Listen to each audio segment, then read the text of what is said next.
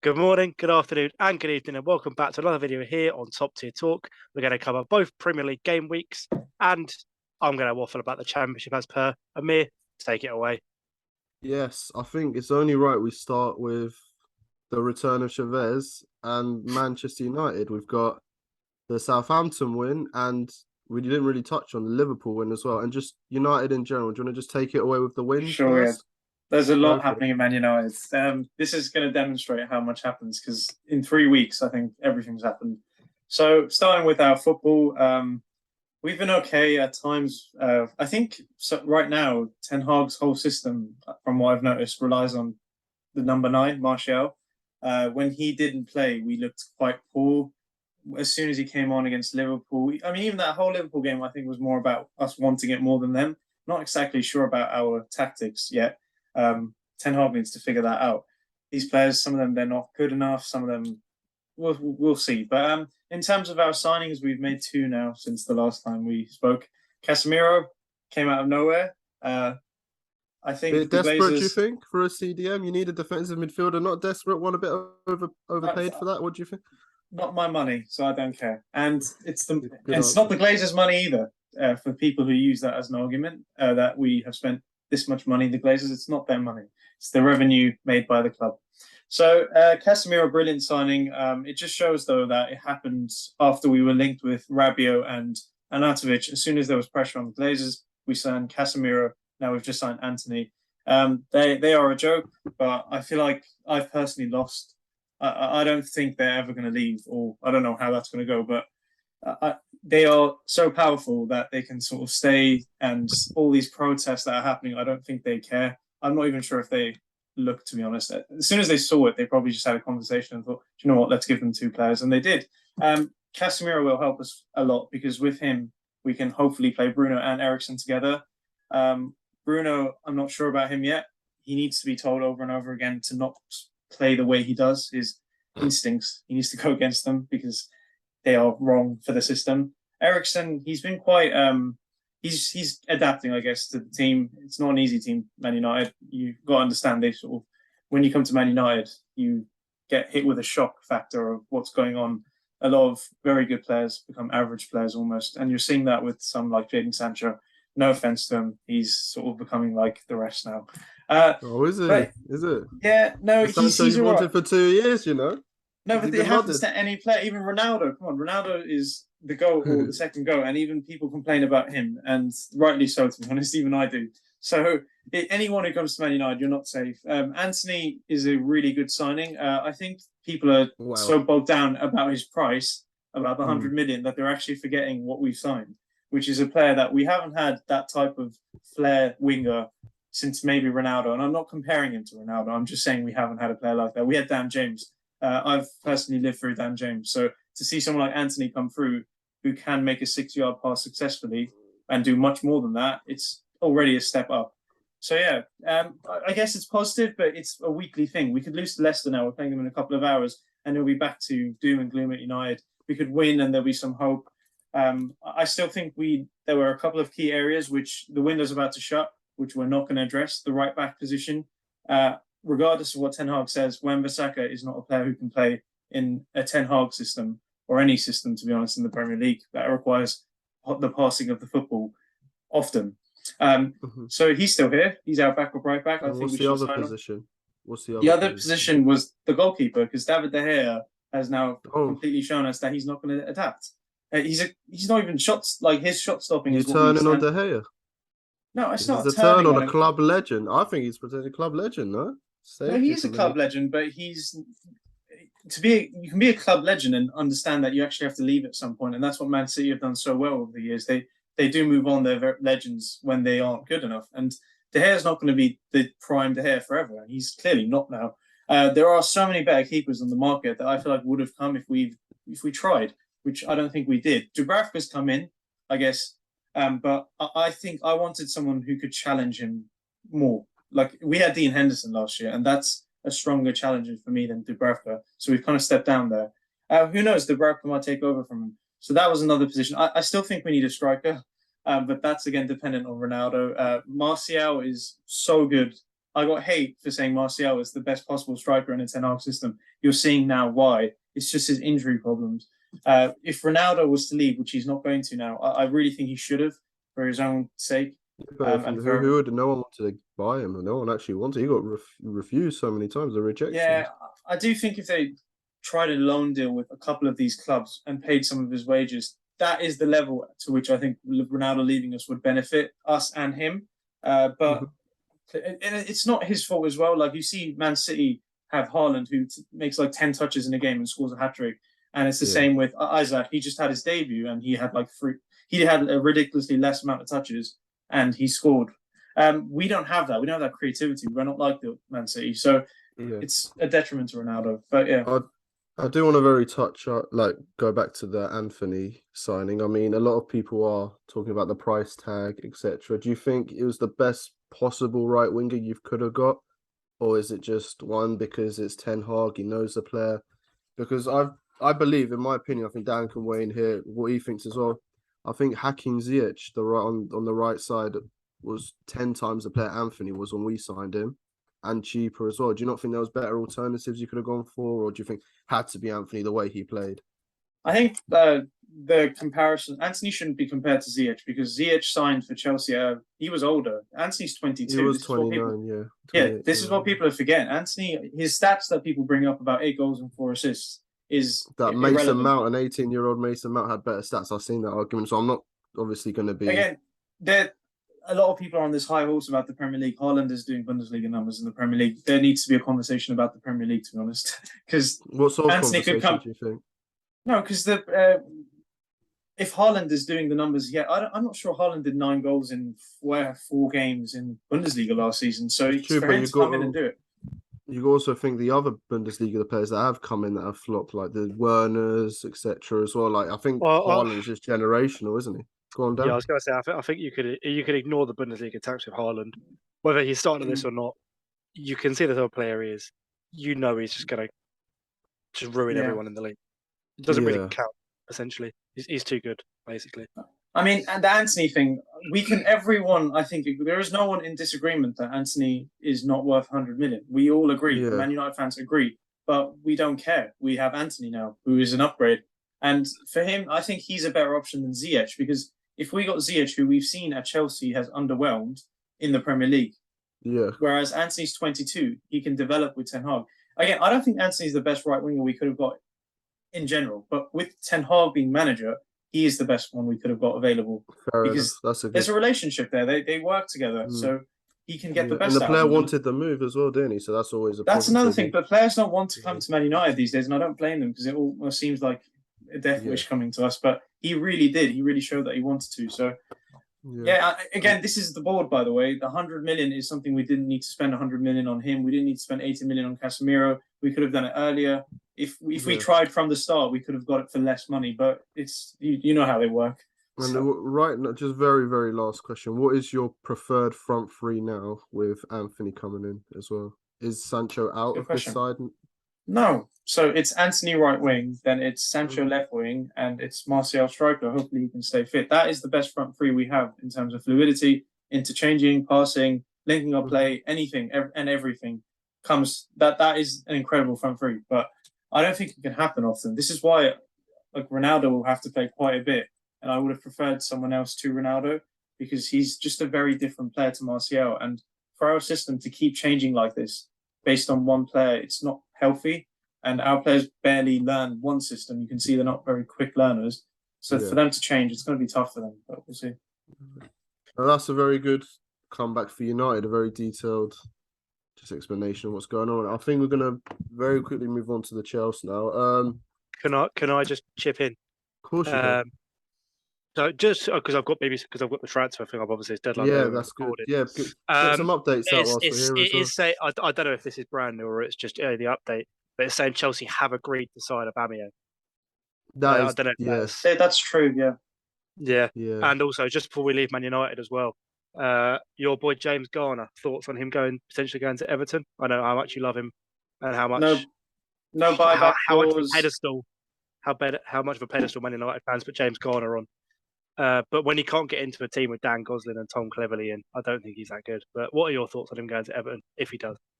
The Dan Gosling thing was previous to his stint at Nottingham Forest, where he did really well. Dan, thank you very much. No, he's one of our assets. He's a youngster who potentially could be really good. If we sign Garner for £50 million in 3 years' time, I wouldn't be surprised. He's that type of player if he's coached quite well. So we'll see. But again, it's disappointing. There should have been a buyback clause. There wasn't. It's just classic us in the market, not really doing well. Doing a bit of what a Chelsea does, aren't you? Really? Yeah, that was. It's a shame, isn't it? But yeah, it is what it is. Yeah. So that's. Well, Let's I'll jump move on in if to there's anything else. But yeah. Definitely come in get Fabrizio up as well. We'll talk about Fraud. him as well. Absolute fraud. Fraud. Okay. So Chelsea, yeah, up and down, double game week, beat Leicester, another red card. Bit of a disciplinary issue. Maybe we've had 3 red cards, I think now. Yeah. No midfield.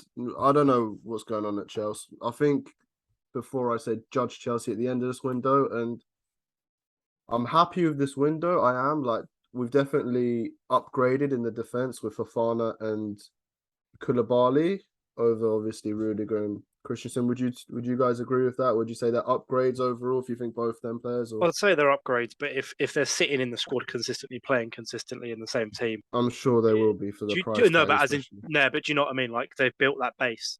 Obviously, they're better players, but it's also what you're used to. Yeah, do you know what I'm trying to say? But I do. Yeah, I'm happy with that. A midfielder is definitely what we're crying out for, and an attacker. I mean, Aubameyang signed. I mean, I'm taking Aubameyang right now with both hands, to be honest. With our front three, like they're shooting blanks all the time, most of the time. Even Sterling shoots blanks. So anyone, if he's as clinical as what he was at Barca, like I'm taking out both arms. Like I'll drive him from the airport now. So I'm kind of gassed with that. Midfielder is an issue. We don't have a 6. That's the biggest issue. And I don't think that will get done in time. But yeah. No, you will. You'll get Zakaria, mate. You think Zakaria? Yeah.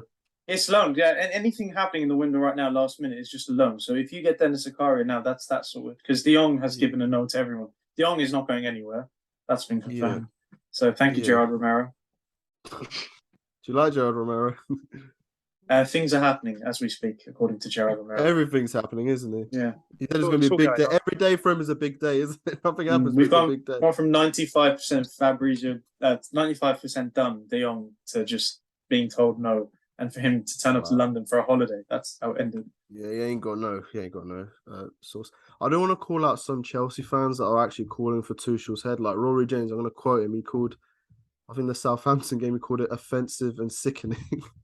like what was that guy, a poet or something? What is wrong with you, mate? Like, he's coming for Tuchel's head, but if you look at all the disadvantages Tuchel's gone through in his tenure at Chelsea, like, you can't really blame the guy. I'm Tuchel in 100%. Like, half these players are still players from the previous managers, like Lampard buying Havertz and Ziyech and that. They're all their players. Like, he didn't want these players.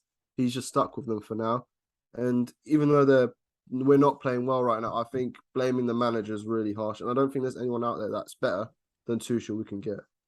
What do you guys think, Tuchel? Why do you think he's got a lot to deal with? He's got new. Got so much to deal with, and your fans are very quick to say sack, because I think our fans in this position wouldn't even think about it. The normal ones, not the. They all have the argument that under the Abramovich era, though, he would have been sacked. Like, but it's a new era. He's gone through loads of stuff, the sanctions, new ownership, everything. And to be honest, getting us 3rd place last season was absolutely tremendous. So I'm backing Tuchel. I think Chelsea fans should back Tuchel and stop with the hate. I know we're playing bad football at the moment, but half these players aren't even his players. Give him a full window. Give him this season and next season. After next season, the summer window, gets all his players. If it's still not going well, then he can get the sack. That's what I'm just going to jump in quickly, just with a comment. I had TalkSport on the other day after the Chelsea game, and one of the Chelsea fans said Todd Boehly is driving the club into the ground. Like, he's been there about 6 weeks. The guy's got unlimited money. Like, I want this. I dream of a Todd. Exactly. Who's paying 60 million for Cucurella? Like, who else is doing that? No. Chelsea fans, I don't get it. Especially Rory. Like, I like Rory and stuff, but what's this offensive and sickening? Like, what are you going to cry? Like, what's wrong with you? Grow up. But yeah. Very entitled. I know. Very good. good word. Very quickly, Arsenal. Arsenal, unbeaten so far. To be honest, yeah, I'm gonna praise them. They're doing well, but I'm gonna wait until they face a real challenge, United, and then I'm gonna judge them. To be honest, what do you guys think?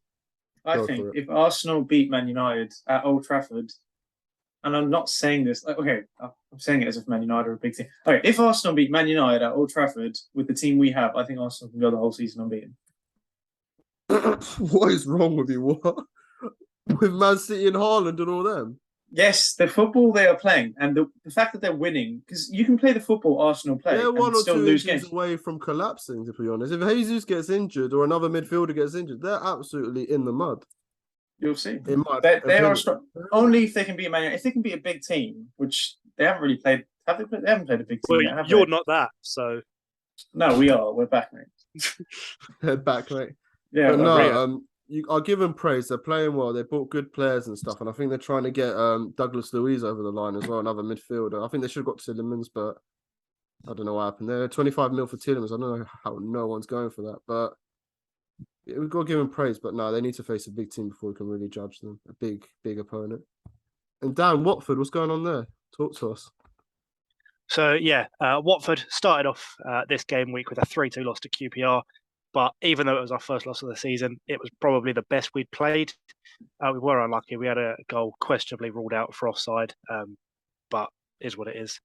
We played well, and that's all you can ask. Even if you lose, we've said it many times on here. If you lose but play well, you can't ask for more. And on Tuesday, it was 100 years to the day the first game at Vicarage Road was played, and centenary celebrations. We scored a 93rd minute winner against Middlesbrough, 1-2-1, and you can't really ask for more. It was Bio, the man who I probably would have slated had he not scored the goal. But yeah, he did. Well done to him. Also, João Pedro, I'm so glad he's staying. I say week after week, he's clear. Best player, championship player of the season coming. I'm telling you, 100%. But also, Fabrizio, you're wrong. Fraud. Absolute fraud. Called out Pedro and Sarr for leaving, and they didn't. They both stayed. So, fraud. Get off Twitter. Go to the job centre, lad. See you later. No, he called them out and they thought, you know what? Let's respect the king and stay. He's a Watford fan and he did that apparently, isn't he? Yeah. So-called Watford He's fan. a Watford fan as well. It's so random. Fab, why do you support Watford? Yeah, I don't know why. Because we are clear. Very clear, very clear. Dan, champion, keeping Pedro and Sarr, obviously. Promotion hopes. Do you reckon it's going to happen? It's not going to happen? If we don't get promoted with a team of Pedro, Sarr, even like Chowdhury, Davis, House, it should be criminal. But again, if we don't, realistically it should be. But again, and the manager as we need a right back. A lot of teams need. Sorry, players, go again. don't they? And the manager, are you happy with the manager so far? Or do you reckon he's getting we boot need in about a month's right time? back badly. Yeah. Dan, who do you think questions. who do you think in João Pedro's family Watford have held at gunpoint for him to stay?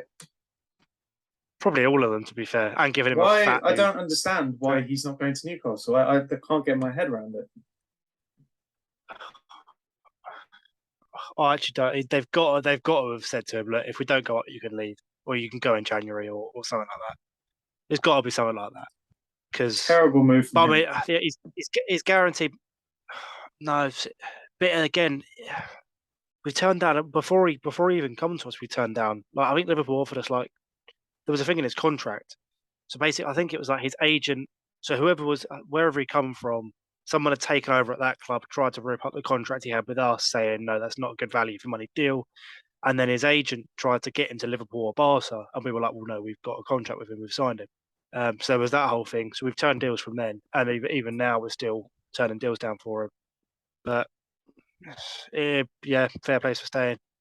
If we go, even if we do go up and he leaves in the summer, fair play. Do what you want. Yeah. That's brilliant. Thanks for that. I think that rounds up this game week. Next week, El will be back as well. There'll be all four of us. And obviously with the transfers over, we're going to need like new segments to come in. So there's going to be a lot of hot topics to talk about. The World Cup's coming as well. So there's going to be a lot more content for us. So should we predict the game? Wait, can we predict the United Arsenal game? Of course you can. That's a big one. Just going to come out and say it's a win for us. 3-0. 3-1 Arsenal. I'm going 0-0 because it will be 0-0. Thanks for watching, Taking guys. my thunder there. Voted 0-0. I'm the new dad. Thanks for watching and tune in next week.